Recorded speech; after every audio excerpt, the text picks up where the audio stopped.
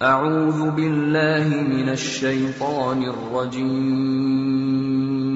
بسم الله الرحمن الرحيم. Setelah itu yang mengejutkan kami pada hari Kamisnya yaitu tanggal 10 Desember 2020 secara tiba-tiba Polda Metro Jaya mengumumkan saya sebagai tersangka. Ya tentunya saya, para pengacara semua terkejut karena 2 panggilan sebelumnya itu saya masih berstatus sebagai saksi. Dan itu pun belum sempat diperiksa. Rencana pemeriksaan tanggal 14 Desember, itu hari Senin yang akan datang ini. Nah tapi karena memang pengumumannya begitu mengejutkan, pada hari Kamis tersebut saya sebagai tersangka, kemudian mendengar itu tidak benar kalau ada mengabarkan saya sembunyi, saya lari, tidak benar. Saya tetap berada di markas syariat Megamendung. Nah, begitu hari Kamis ada pengumuman semacam itu, Jumat pagi tanggal 11 Desember itu kita kirim lagi para pengacara untuk bertemu dengan penyidik. Dan alhamdulillah terjadi pertemuan dengan penyidik. Nah, ditanyakan oleh para pengacara bagaimana komitmen yang hari Senin tanggal 14, apa itu batal atau bagaimana. Nah, kalau saya pribadi ingin tetap berpegang kepada komitmen. Nah, karena kita ini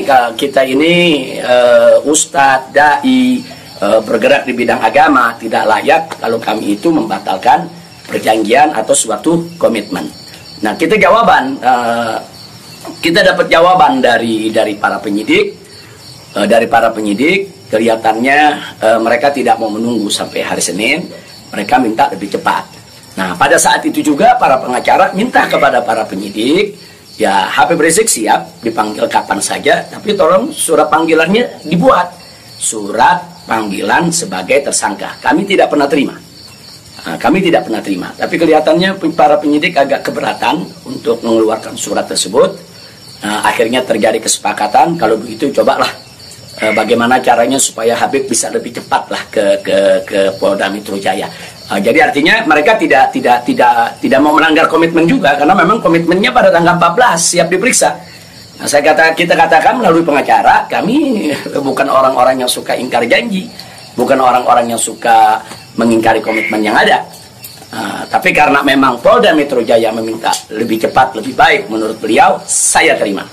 Nah, karena itu pada malam ini saya umumkan untuk seluruh, yaitu anak bangsa, insya Allah besok hari Sabtu tanggal 12 Desember 2020 di pagi hari, saya bersama pengacara akan datang ke Polda Metro Jaya, insya Allah.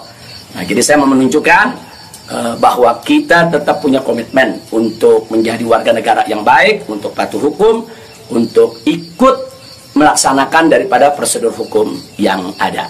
Nah, karena itu kepada semua media saya ingatkan, janganlah membuat berita-berita yang provokatif, berita-berita yang ada aroma adu domba, berita-berita yang membuat gaduh.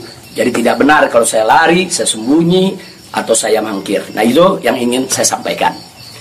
Nah, selanjutnya saya ingin menyampaikan kepada Polda Metro Jaya agar tidak terjadi kerumunan, agar tidak mengambil perhatian daripada masyarakat, agar juga tidak ada pihak ketiga yang memanfaatkan yaitu momentum soal penjemputan saya ini sehingga bisa menimbulkan kegaduhan. Maka itu saya minta kepada Polda Metro Jaya tidak perlu untuk mengerahkan kekuatan secara berlebihan. Bahkan menurut saya tidak perlu ada penjemputan, tidak perlu ada pengerahan pasukan. Itu hanya akan mengeluarkan sehingga nanti terjadi kerumunan. Nah, begitu terjadi kerumunan, nanti ada pihak ketiga sebagai provokator membuat kegaduhan, dan ini akhirnya bisa merugikan kita semua. Nah, jadi tidak usah khawatir, tidak perlu ada pengerahan kekuatan, tidak perlu ada pengerahan pasukan. Insya Allah besok hari Sabtu pagi tanggal 12 Desember 2020 saya akan diantar oleh para pengacara saya. Nah, untuk memenuhi panggilan atau yaitu panggilan atau rencana pemeriksaan yang akan dilakukan oleh Polda Metro Jaya sesuai dengan aturan yang berlaku. Nah, Ya, yang berikutnya yang tidak saya lupakan kepada seluruh umat Islam. Kepada seluruh umat Islam, saya minta juga tidak membuat kerumunan. Nah, jadi jangan sampai mengganggu daripada proses hukum ini. Sabar, tenang, ikuti proses hukum ini dengan baik, sesuai dengan aturan yang ada. Banyak-banyak berdoa. Nah, mudah-mudahan semua berjalan dengan baik. Insya Allah Allah memberikan keamanan, keselamatan, kemenangan, dan lain sebagainya. Jadi tolong jangan buat kerumunan karena kita sudah punya komitmen.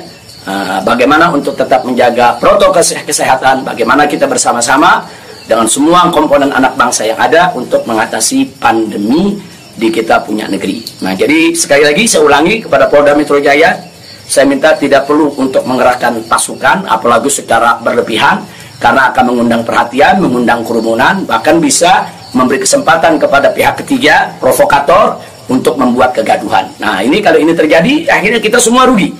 Nah, tidak usah khawatir, saya pegang komitmen, insya Allah besok hari Sabtu pagi saya akan hadir di Polda Metro Jaya bersama para pengacara saya. Dan kepada umat Islam sekali lagi, jangan bikin kerumunan. Apalagi sebab kalau bikin kerumunan lagi nanti ada provokator, ribut lagi, gaduh lagi. Saya tidak mau ada kegaduhan, saya tidak mau ada kerumunan.